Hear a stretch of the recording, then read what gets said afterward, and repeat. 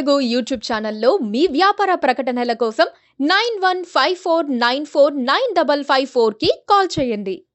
ఆయన రాష్ట్రానికి ఆర్థిక మంత్రి. అప్పులు తీసుకురావడంలో దిట్ట. ఎక్కిన మెట్టు ఎక్కకుండా 5 ఏళ్లలో 10 లక్షల కోట్లు అప్పు చేశారు. అలానే కంటే రాష్ట్రం చేత అప్పు చేయించారని చెప్పడం కరెక్ట్. 2 పర్యాయాలు అలవోకగా గెలిచిన బుగ్గన రాజేంద్రనాథ్ రెడ్డి ఈసారి మాత్రం గడ్డు పరిస్థితులను ఎదుర్కొంటున్నారు. డోన్లో ఆయన గెలుపు అసాధ్యమన్న టాక్ కూడా నడుస్తోంది.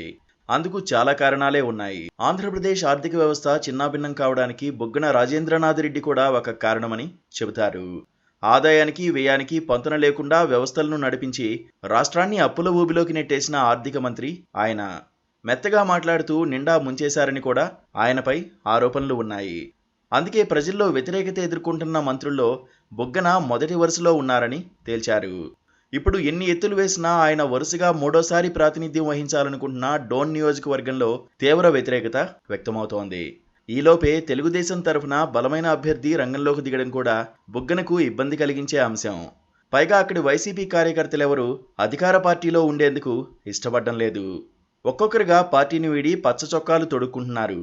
చివరకు బుగ్గన సమీప బంధు ప్రభాకర్ రెడ్డి కూడా తన 400 మంది అనుచరులతో కలిసి టీడీపీలోకి వెళ్లిపోయారు. మార్కెట్ యార్డు చైర్మన్ రాజా నారాయణమూర్తి, ఆయన అనుచరులు 250 మంది మాజీ ఎమ్మెల్యే కోట్ల సుజాతమ్మ సమక్షంలో తెలుగుదేశం పార్టీ కండువా కప్పుకున్నారు. ఎన్నికల షెడ్యూల్ ప్రకటించిన తర్వాత డోన్లో వైసీపీ నుంచి టీడీపీకి వలసలు బాగా పెరిగాయి. డోన్ నియోజకవర్గంలో వైసీపీని ఓడించేందుకు టీడీపీ అధ్యక్షుడు చంద్రబాబు నాయుడు మాస్టర్ ప్లాన్ వేసేశారు.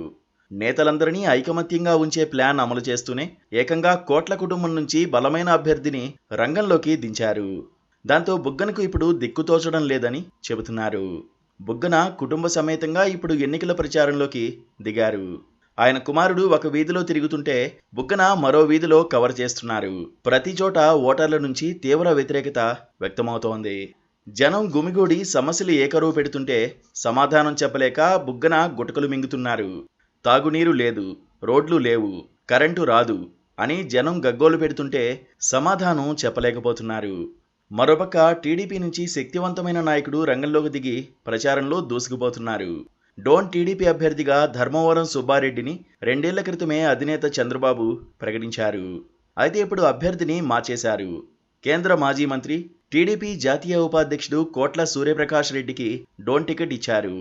అలాగే ఇండిపెండెంట్గా పోటీ చేయబోతున్న సుబ్బారెడ్డిని పిలిపించి చంద్రబాబు స్వయంగా మాట్లాడడంతో ఆయన మెత్తబడ్డారు.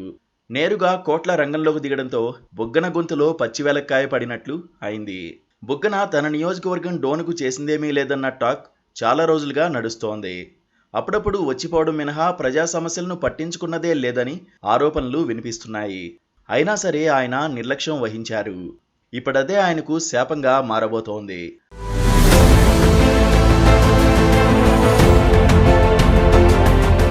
Please subscribe